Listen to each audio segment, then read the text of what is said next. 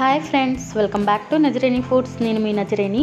ఈరోజు నేను weight loss తగ్గాలి అనుకునే వాళ్ళ కోసం బ్రేక్ఫాస్ట్, లంచ్, డిన్నర్లోకి హెల్తీ రాగి జావను చూపించబోతున్నాను. అలాగే డైట్తో పాటు యోగా, వ్యాయామం కూడా చేశారంటే ఈజీగా వెయిట్ లాస్ అవుతారు. మన ఛానల్ని ఇప్పటివరకు సబ్స్క్రైబ్ చేయని వారు వెంటనే సబ్స్క్రైబ్ చేసి పక్కనే ఉన్న బెల్ ఐకాన్ని ప్రెస్ చేయండి. ఎందుకంటే మన ఛానల్లో వచ్చే రెసిపీస్ని ముందుగా మీరే చూడొచ్చు.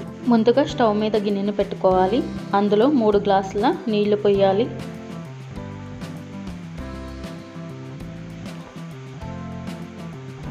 తర్వాత రుచికి సరిపడ్డ సాల్ట్ వేసుకోవాలి. మరీ ఎక్కువగా వేయకండి, తాగలేరు. ఇప్పుడు మంటను మీడియం ఫ్లేమ్లో పెట్టుకుని నీళ్ళను బాగా తెరలకాగనివ్వాలి. ఇప్పుడు ఒక చిన్న గిన్నెలో 3 స్పూన్ల రాగి పిండిని వేసుకోవాలి. తర్వాత తగినన్ని నీళ్లు పోసుకొని ఉండలు లేకుండా బాగా పిండిని కలుపుకోవాలి.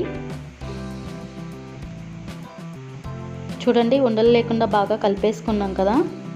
ఇప్పుడు ఈ మిశ్రమాన్ని మరుగుతున్న నీళ్ళలో కొద్ది కొద్దిగా వేసుకుంటూ గరిటెతో కలుపుకోవాలండి.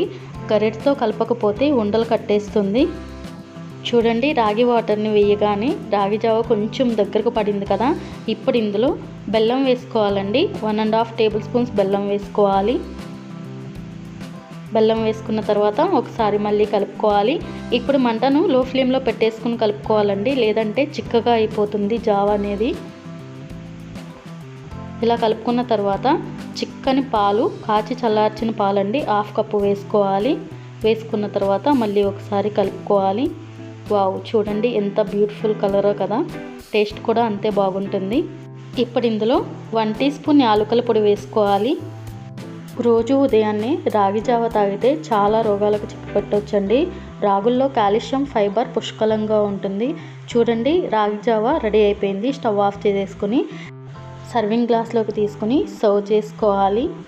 ఈ వీడియో కనుక మీకు నచ్చినట్లయితే లైక్ చేసి, షేర్ చేసి, సబ్స్క్రైబ్ చేసి పక్కనే ఉన్న బెల్ ఐకాన్ని ప్రెస్ చేయండి. Thank you.